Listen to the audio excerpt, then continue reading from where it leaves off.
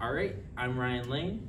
This is Presley Pappard, and today we're going to read part of Charlie and the Chocolate Factory by Roald Dahl. And if you like it, you can continue to read the rest of it. So, chapter 1. These two very old people are the father and mother of Mr. Bucket. Their names are Grandpa Joe and Grandma Josephine. And these two very old people are the father and mother of Mrs. Bucket. Their names are Grandpa George and Grandma Georgina. This is Mr. Bucket and this is Mrs. Bucket. Mr. and Mrs. Bucket have a small boy whose name is Charlie Bucket. This is Charlie. How do you do? And how do you do? And how do you do again? He is pleased to meet you. The whole family, the 6 grown-ups, count them, and the little Charlie Bucket lived together in a small wooden house at the edge of a great town.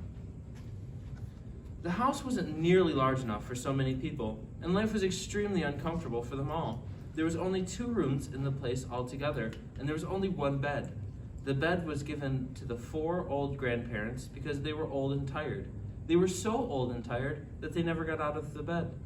Grandpa Joe and Grandpa Josephine on this side, and Grandma George and Grandma Georgina on this side.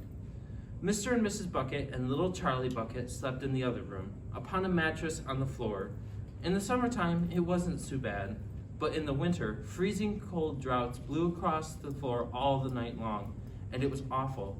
There wasn't any question of them being able to buy a better house or even one more bed to sleep in. They were far too poor for any of that. Mr. Bucket was the only person in the family with a job. He worked in the toothpaste factory where he sat all day long at a bench and screwed little caps on the tops of tubes of toothpaste after the tubes had been filled. But a toothpaste cap screwer is never paid very much money. And poor Mr. Bucket, however hard he worked and however fast he screwed on the caps, was never able enough to buy 1/2 of the things that the so large family needed. There wasn't even enough money to buy proper food for them all. The only meals that they could afford were bread and margarine for breakfast, boiled potatoes and cabbage for lunch, and cabbage soup for supper. Sunday was a bit better.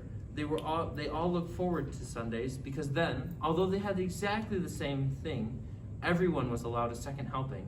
The Buckets, of course, didn't starve, but every one of them, the 2 old grandfathers and the 2 grandmothers, Charlie's father, Charlie's mother, and especially little Charlie himself, went about from morning till night with a horrible empty feeling in their tummies.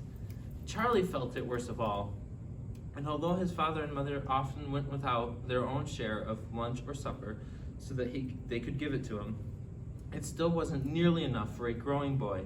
He desperately wanted something more filling and satisfying than cabbage and cabbage soup. The one thing he longed for more than anything else was chocolate. So that was part of this book, and if you really enjoy it, you should go and finish reading it.